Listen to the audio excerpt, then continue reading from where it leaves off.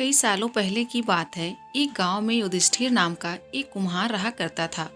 दिन में वह मिट्टी के बर्तन बनाता था और जो भी पैसे मिलते थे उनसे शराब खरीद कर पी लेता।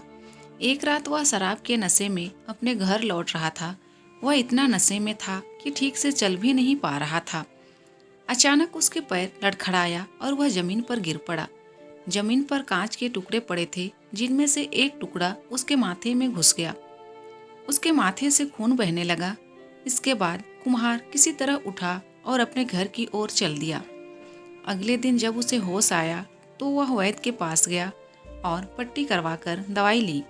वैद्य ने कहा, घाव गहरा होने के कारण इसे भरने में समय लगेगा।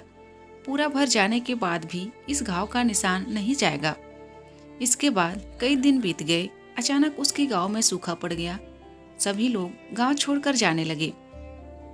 कुम्हार ने भी गांव छोड़कर जाने का फैसला किया और दूसरे देश की तरफ निकल गया। नए देश में जाकर वह राजा के दरबार में नौकरी मांगने गया। वहां राजा ने उसके माथे पर चोट का निशान देखा और सोचा, यह जरूर कोई पराक्रमी योद्धा होगा और दुश्मन से लड़ते समय इसके माथे पर चोट लगी होगी। यह सोचकर राजा ने उसे अपने दरबार में एक खास जगह दे दी और उस पर विशेष ध्यान देने लगे। यह देखकर राजा के दरबार में मौजूद राजकुमार, सेनापति और अन्य मंत्री उससे जलने लगे। ऐसा कई दिनों तक चलता रहा। एक दिन शत्रुओं ने राजा के महल पर हमला कर दिया। राजा ने अपनी पूरी सेना को युद्ध के लिए तैयार किया। उसने युधिष्ठिर से भी युद्ध में जाने के लिए कहा। युधिष्ठिर जब युद्ध भूमि की तरफ जा रहा था तो राजा ने उससे पूछा कि उसके माथे पर यह चोट किस युद्ध में लगी।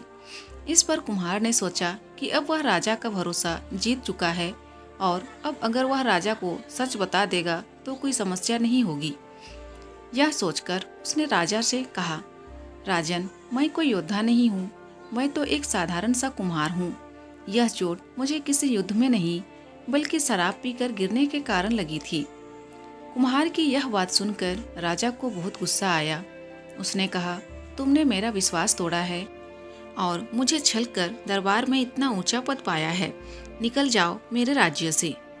कुम्हार ने राजा से बहुत मिन्नतें की। उसने कहा कि अगर उसे मौका मिले तो वह युद्ध में राजा के लिए प्राण भी दे सकता है।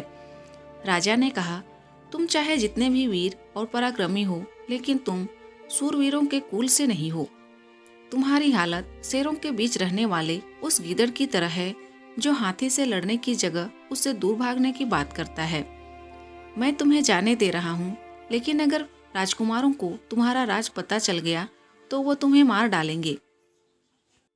इसलिए कहता हूँ कि अपनी जान बचाओ और भाग जाओ। कुम्हार ने राजा की बात मानी और तुरंत उस राज्य को छोड़कर चला गया। इस कहानी से यह सीख मिलती है कि इंसान की असलियत ज्यादा दिन तक छुप नहीं सकती। एक न एक दिन राज खुल ही जाता है। दोस्तों, अगर वीडियो पसंद आए तो प्लीज़ वीडियो को लाइक कीजिए और अगर चैनल में नए हैं तो प्लीज़ मेरे चैनल को सब्सक्राइब कर दीजिए। Thank you.